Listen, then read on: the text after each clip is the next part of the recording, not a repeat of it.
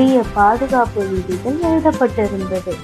அவைகள் தீம் பார்க்கில் ஓடக்கூடாது, பாதுகாப்பு பணியாளர்களின் அறிவுறுத்தலை கேட்க வேண்டும் மற்றும் ஒவ்வொரு விளையாட்டுக்கும் முன் விதிமுறைகளை பின்பற்ற வேண்டும் என்று. அந்த விதிகள் கட்டுப்பாட்டுக்கு அல்ல, பாதுகாப்புக்கு அவசியம் என்பதை மிட்டுவும் மிட்டியும் புரிந்து கொண்டார்கள். சென்றதும் அவர்கள் பெரிய வாட்டர் ஸ்லைடுகளை ஆச்சரியமாக பார்த்து சந்தோஷப்பட்டு கொண்டிருந்தார்கள்.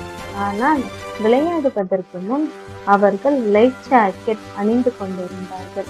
ஆழமான நீரில் லைஃப் ஜாக்கெட் ஒரு நண்பன் போல பாதுகாப்பாக இருக்கும் என்பதை அணிந்தவுடன் அவர்கள் உணர்ந்து கொண்டார்கள்.